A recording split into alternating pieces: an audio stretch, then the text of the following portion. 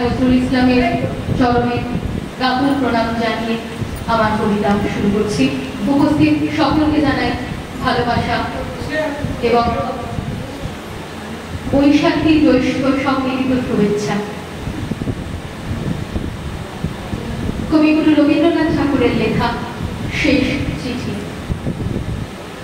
মনে হচ্ছে শূন্য বাড়িটা অপ্রসন্ন, অপরাধ হয়েছে আমার, তাই আছে মুখ ফিরায়। ঘরে ঘরে বেড়াই ঘুরে আমার জায়গা নেই, হাঁপিয়ে বেরিয়ে চলে আসি। এ বাড়ি ভাড়া দিয়ে চলে যাব দেরাদুনে। অমলের ঘরে ঢুকতে পারিনি বহুদিন, মোচড় যেন দিত বুকে। ভাড়াতে আসবে তাই দিতেই হবে ঘর সাফ করে, তাই খুললেন ঘরের তালা। এক জোড়া আপনার জুতো, চুল বাঁধবার চিরুনি, তেল, এসেন্সের শিশি, সেলফে তার পড়বার বই, ছোট হারমোনিয়াম, একটা অ্যালবাম। ছোট কাঁচের আলমারিতে নানা রকমের পুতুল, আমলায় তোয়ালে, জামা, খদ্দরের শাড়ি, শিশির খালি পাউডারের কৌটো।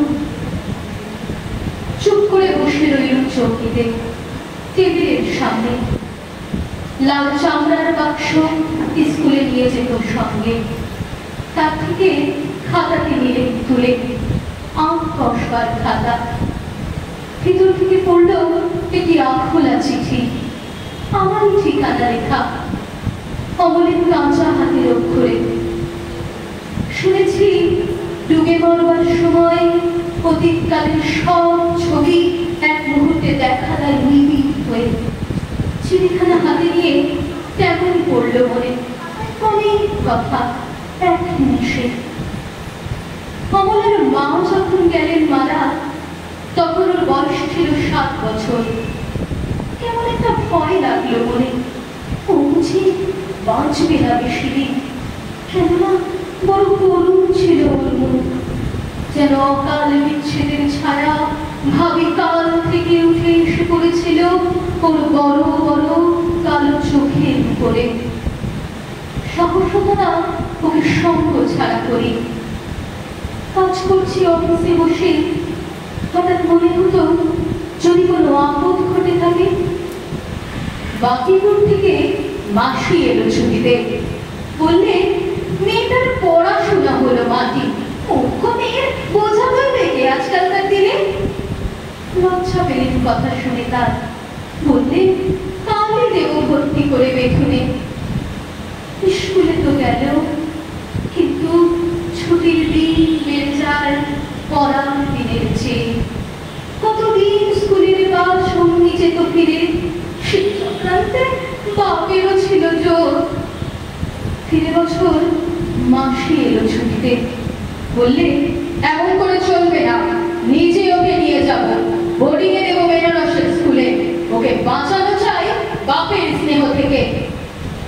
মাসির সুখে গেল চলে, অশ্রুহীন অভিমান নিয়ে গেল মুখ করে, চিঠি দিলে বলে। বেরিয়ে পড়লেন বদ্রীনাথের তীর্থযাত্রায়, নিজের কাছ থেকে পানা বাঁধা ছোঁকে। 4 মাস খবর নেই, মনে হলো গ্রন্থি আলগা হয়েছে গুরুর কৃপায়। মেয়েকে মনে মনে সঁপে দিলেন দেবতা আমার হাতে, বুক থেকে নেমে গেল বোঝা। 4 মাস পরে এলেন ফিরে, ছুটেছিলেন অমলকে দেখতে কাশিতে।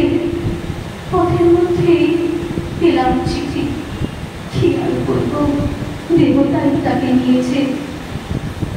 সেসব কথা কমলার ঘরে বসে